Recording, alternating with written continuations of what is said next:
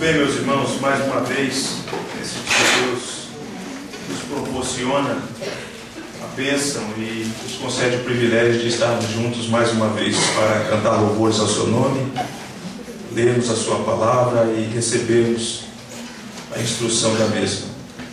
E eu gostaria então de que você abrisse a Sagrada Escritura na Carta aos Hebreus, capítulo 11. Carta aos Hebreus, capítulo 11, versículo 23. E nós faremos a leitura até o versículo de número 27.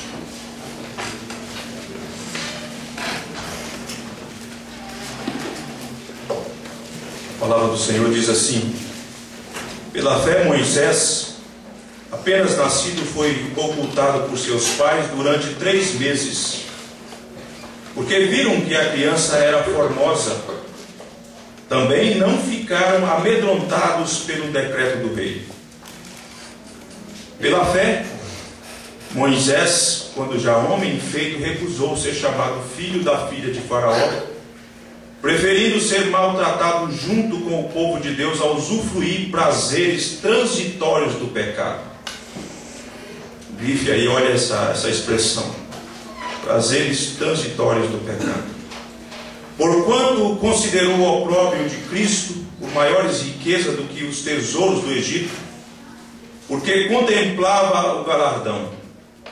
Pela fé ele abandonou o Egito, não ficando amedrontado com a cólera do rei, antes permaneceu firme, como quem vê aquele que é invisível. Vamos ter ainda uma palavra de oração a Deus, pedindo a Ele seu auxílio e iluminação, para que nós tenhamos condição de receber a instrução e entender a palavra do Senhor nosso Deus. E para isso eu quero pedir ao irmão Mateus, que está logo aqui à frente, que suplique o favor e a assistência do Senhor para todos nós. Senhor Deus Pai, a tua palavra mais uma vez está aberta diante de nós. E, ó Deus, nós estamos aqui com o intuito de adorar ao Senhor, de te cultuar, porque sabemos que somente tu és digno do nosso louvor, de toda adoração, de toda glória, Pai. E também estamos aqui, ó Pai, para aprendermos mais da tua palavra, para sermos edificados. E te pedimos, ó Deus, que o Senhor ilumine o teu servo, para que ele fale aquilo que o Senhor preparou para os nossos corações. Amém, Senhor. E, ó Pai, que possamos sair daqui com essa mensagem de fato inculcada nas nossas mentes e que seja aplicada em nossas vidas, ó Pai. Que possamos sair daqui com a mensagem aprendida de fato, com a vida transformada. É o que eu te peço em nome de Jesus. Amém. Amém. Bem, irmãos, eu não sei se vocês já perceberam que durante esses dias, quando nós abrimos as Escrituras, em algumas porções das Escrituras, em alguns livros diferentes uns dos outros, nós não ficamos presos ao aspecto conceitual de santificação.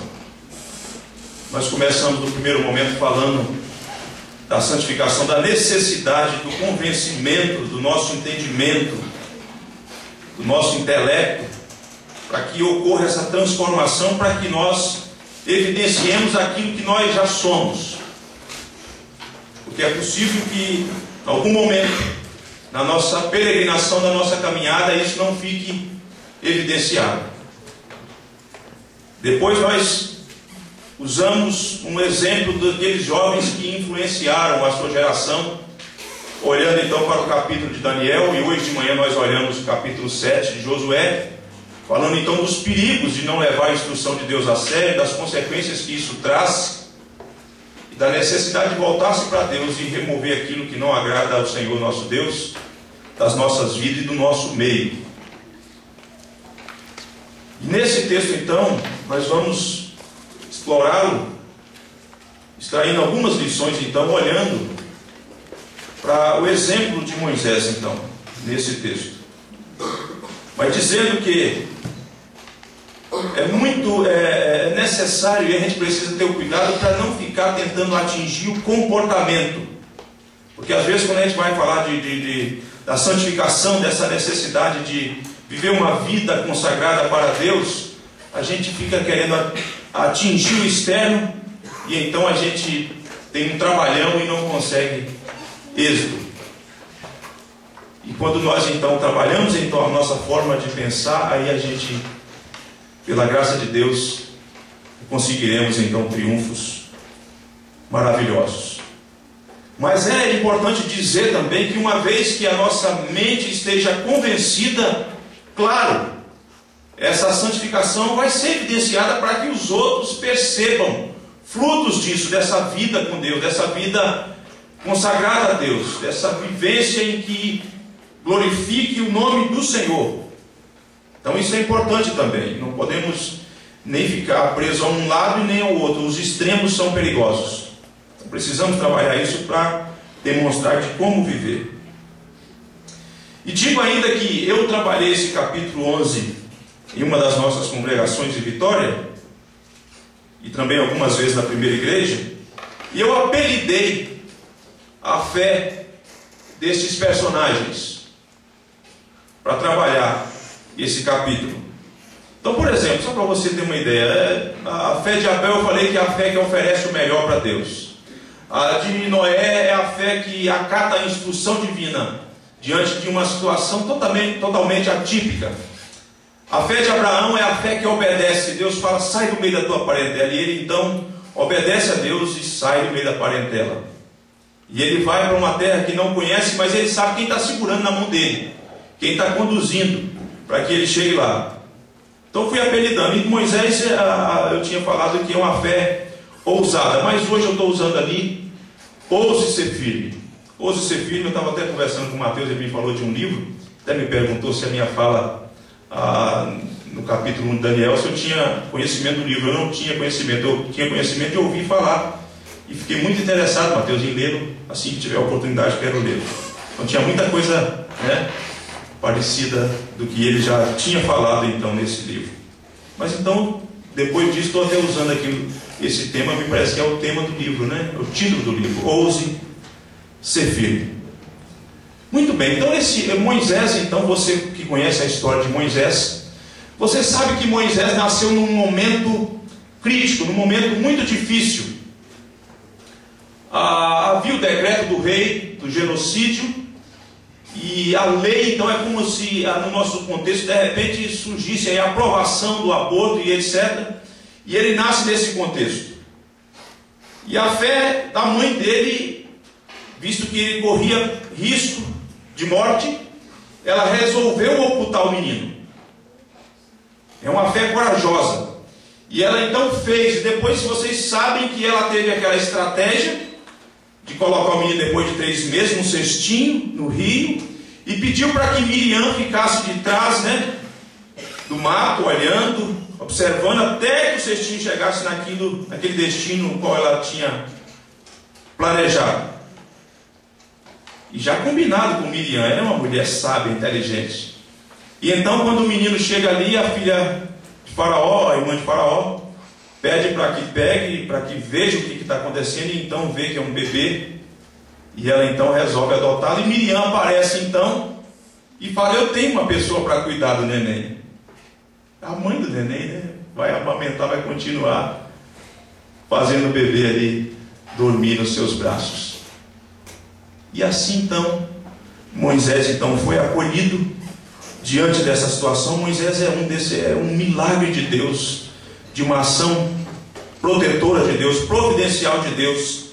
E ele então cresce no palácio, recebendo a melhor educação, comendo do bom e do melhor, e ele tem todas as regalias de um príncipe. E a trajetória natural é que no momento Moisés então, talvez, muito provavelmente, viesse a assumir o trono.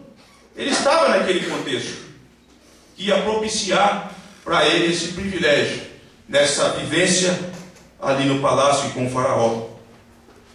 Então esse homem, agora pense comigo, esse homem durante o tempo, enquanto bebê, enquanto era amamentado por sua mãe, com convívio, certamente a mãe de Moisés, ela não ficava cantando aquelas canções que as mulheres cantam hoje, algumas mulheres, né? dorme neném que a cuca vem pegar, essas coisas, não. É a instrução. Provavelmente ela contava a história da redenção, dos patriarcas, das promessas, porque essa mulher tem fé.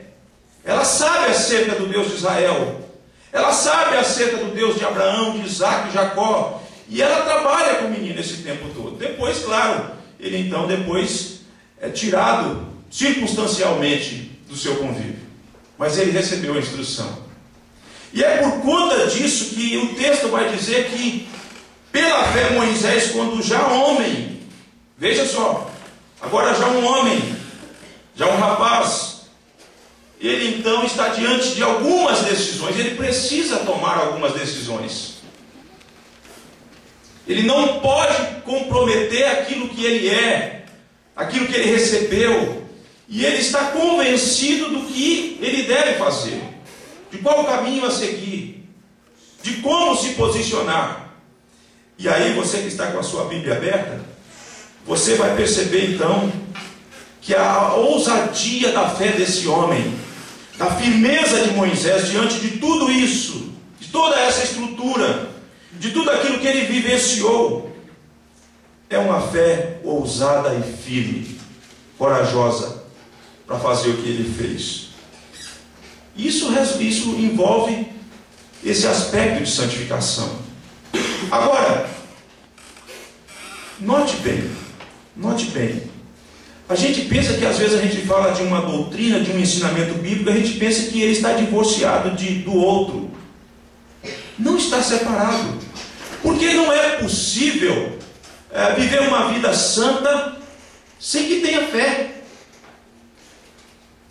Porque é pela fé que nós obedecemos, é pela fé que nós cremos naquilo que Deus falou objetivamente, é pela fé que nós respondemos ao chamado divino, de modo que, se você que está aqui nessa noite não tem fé em Deus, em Cristo, na obra de Cristo, não faz sentido para você essas coisas sobre as quais nós temos falado e conversado nesses dias.